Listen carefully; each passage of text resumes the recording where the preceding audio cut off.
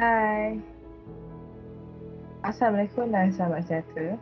Saya Nur Izzatilah binti Muhammad Nizam, nombor matrik 279,482. Saya dari Kumpulan R, Malaysia Nationhood di bawah pensyarah Miss Nur Faradiana binti Rosli. Saya ingin menceritakan tajuk yang di Pertuan Agong, iaitu di bawah tajuk Sekutu Pentadbiran Kerajaan Malaysia. Bab 8. Pada video kali ini, saya ingin membincangkan tentang apa itu yang di Pertuan Agong, bagaimana cara pemilihan, kenali Agong kita, apakah tugas-tugas Agong dan ketidakbolehan yang di Pertuan Agong. Apa itu yang di Pertuan Agong?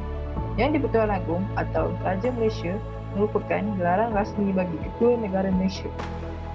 Ianya adalah salah satu daripada beberapa bentuk monarki di dunia dengan raja yang dipilih.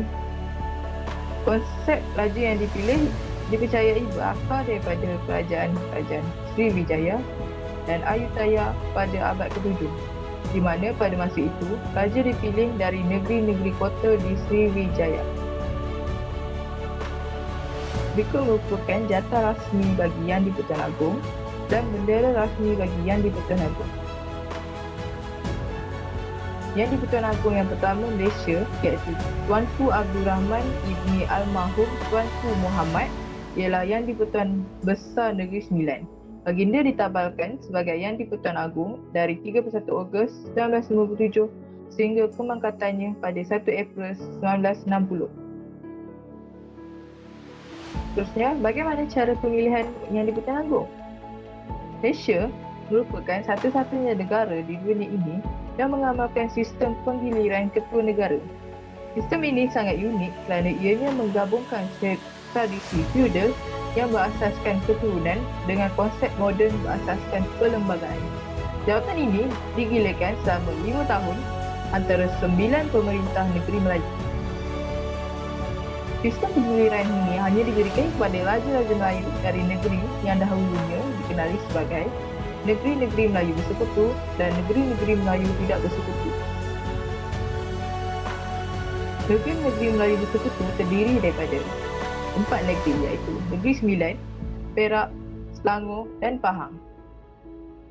Bagi negeri-negeri Melayu tidak bersekutu pula terdiri daripada 5 negeri iaitu Perlis, Kelantan, Terengganu, Kedah dan Johor.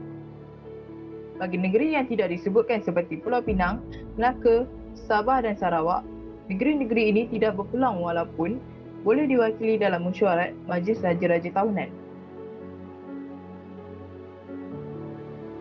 Seterusnya ialah urutan berikut negeri bagi jawatan Yang di-Pertuan Agong.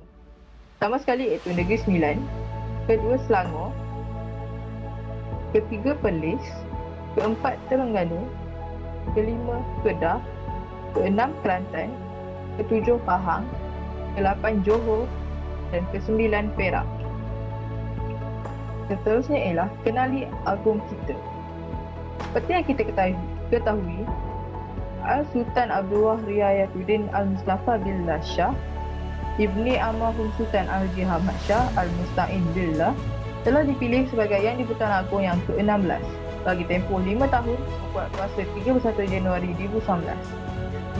Berikutan, Sultan Muhammad V dari Kelantan menuruni tahta pemerintahan pada 6 Januari 2019. Baginda diputerakan pada 30 Julai 1959 di Istana Mangga Tunggal Pekan Pahang. Isteri baginda ialah Tengku Puan Pahang iaitu Tunku Azizah Aminah Maimunah Iskandaria Almarhum Al-Mutawakil Al-Lahla Sultan Iskandar Al-Hajj. Seterusnya, baginda dikurniakan 9 orang cahaya mata iaitu 4 putera dan 5 puteri. Pertama sekali iaitu Tengku Amir Nasir Ibrahim Shah, kedua Tengku Puteri Iman Afzan, ketiga Tengku Puteri Ilisha Amira, keempat Tengku Hasanal Ibrahim Alam Shah, kelima Tengku Puteri Iliana, keenam Tengku Muhammad Iskandar Riayatuddin Shah, ketujuh Tengku Ahmad Ismail Muazzam Shah, ke-8 Tengku Puteri Afzan Aminah Afizatullah, ke-9 Tengku Puteri Jihan Azizah Iya pula. Baginda begitu meminati bidang sukan dan ketika di England, baginda mengetuai pasukan polo diraja Pahang dalam perlawanan antarabangsa di Windsor Polo Club England dan seterusnya mengambil bahagian dalam pertandingan di Singapura, Manila, Filipina, Brunei, Argentina, Amerika Syarikat, Sepanyol dan Belgium. Di Pekan pula, baginda menubuhkan pasukan bola sepaknya sendiri yang dinamakan sebagai Pasukan Sri Mahkota Alam dan baginda juga meminati sukan lain seperti golf, go-kart dan penerbangan ultralight. Seterusnya ialah tugas-tugas yang di Pertuan Agong. Tugas-tugas yang di Pertuan Agong ada mempunyai 5, iaitu bidang kuasa eksekutif, iaitu pentadbiran, bidang kuasa legislatif, perundangan, bidang kuasa judisiari, kehakiman, bidang tugas eksekutif, kuasa budi bicara dan tugas-tugas lain. Bidang kuasa eksekutif pentadbiran, iaitu kuasa pemerintahan bagi persekutuan terletak pada Yang di-Pertuan Agong. Sebenarnya berkuasa dalam mengampun dan menangguhkan hukuman-hukuman mengenai kesalahan yang telah dibicarakan oleh Mahkamah Tentera dan segala kesalahan yang dilakukan dalam wilayah persekutuan. Seterusnya, bertanggungjawab memelihara kedudukan istimewa orang Melayu dan kaum Bumiputra Sabah dan Sarawak. Yang di Pertuan Agong juga adalah pemerintah tertinggi Angkatan Tentera Persekutuan. Seterusnya, bidang kuasa legislatif, iaitu perundangan. Memanggil Parlimen bermesyuarat dari semasa ke semasa, memperkenankan rang undang-undang, melantik 2 senator untuk wilayah persekutuan dan melantik 40 senator yang lain. Seterusnya, bidang kuasa judisiari iaitu kehakiman. Melantik Ketua Hakim Negara, Presiden Mahkamah Rayuan, Hakim Besar Malaya, Hakim Besar Mahkamah Tinggi Sabah dan Sarawak, Hakim-Hakim Mahkamah Persekutuan, Hakim Mahkamah Rayuan dan Mahkamah Tinggi atas nasihat Perdana Menteri setelah berunding dengan Majlis Saja-Raja. Memanjangkan perkhidmatan hakim selepas 66 tahun dan menolak tribunal untuk memecat hakim.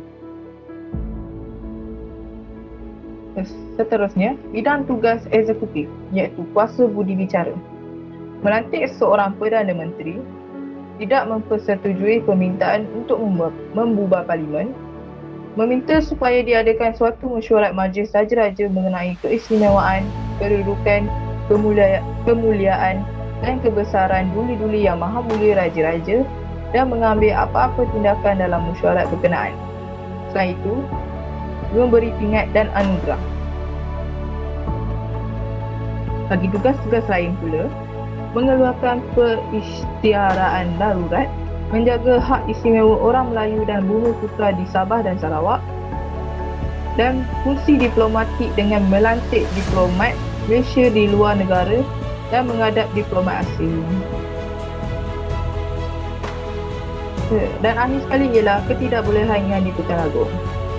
Ketidakbolehan yang di-Pertuan Agong ini ialah termaktub dalam perkara 34 Perlembagaan Persekutuan Malaysia. Terdapat 5 ketidakbolehan yang di-Pertuan Agong, iaitu tidak boleh menjalankan fungsinya sebagai raja di negerinya kecuali sebagai ketua agama Islam, tidak boleh memegang apa-apa jawatan lain yang mempunyai saraan, tidak boleh libatkan diri secara aktif dalam sebarang perusahaan komersial. Kedua perkara ini iaitu tidak boleh memegang apa-apa jawatan lain dan tidak boleh libatkan diri secara aktif ini adalah turut terpakai bagi Raja Permaisuri Agong.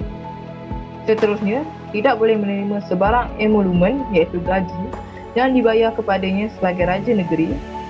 Tidak boleh meninggalkan persekutuan lebih daripada 15 hari tanpa persetujuan Majlis Saja-Raja kecuali semasa lawatan rasmi ke suatu negara yang lain. Perkara ini menjelaskan hak-hak yang bagi Yang di-Pertuan Agong dan ia turut terpakai kepada timbalan Yang di-Pertuan Agong sepanjang tempoh menggantikan baginda. Perkara ini adalah untuk apabila bertahta peringkat persekutuan.